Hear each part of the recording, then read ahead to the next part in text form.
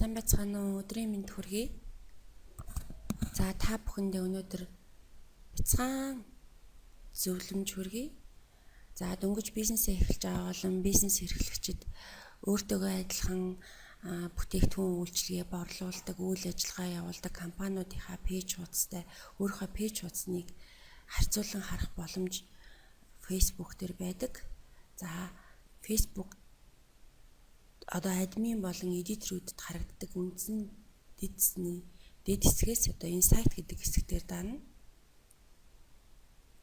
За энэ хэсгээр мэдээж тухайн пэйжин дээр хийгдсэн төлбөртөө урамшуул хөнгөлөлт сурчлагаанууд, за мөн дагагч нар хэдэн хүн танаа пэйжийг дагсан, хэдэн хүн лайк дарсан, танаа пэйжин дээр тавигдсан постуудыг хэдэн хүн лайк, шеэр хийсэн, их мэтчлийн пэйжний хандлтын талаарх дэлгэнгүй мэдээллийг одоо 7 хоног сар хагас жилээр Excel файл дээр ингэж татаж авч харан дүн шинжилгээ хийх боломж бас байдаг.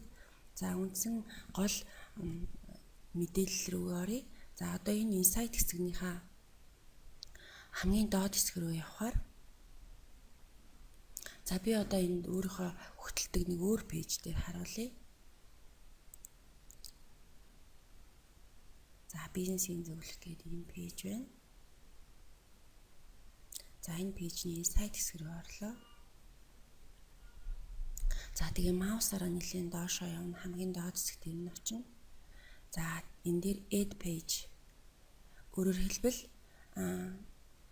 ижил төстэй үйл ажиллагаа явуулдаг, бүтээгдэхүүн үйлчилгээ борлуулдаг пэйжүүдтэй өөрийнхөө пэйжийн өсөлт, хэрэглэгчийн хандлт, тухайн 7 хоногт юм уу тухайн үед тавигдсан мэдээллүүдийн одоо үр ашигтай байдал, гүйцэтгэлийг харьцуулан харж өөрийнхөө үйл ажиллагаанд дүн шинжилгээ хийх боломжтой ийм жижигхэн хэрэглөөр байна.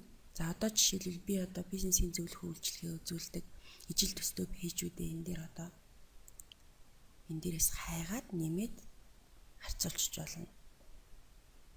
За энэ дээр жишээ олгоод одоо юу гэдгийг за яг тийм бийж байхгүй ч гэсэн одоо зэндэс нэг дурын төстэй үйл ажиллагаа явуулдаг. За энэ маркетинг эйженси гэдэг Afted Agency watch page. За энэ Plague page.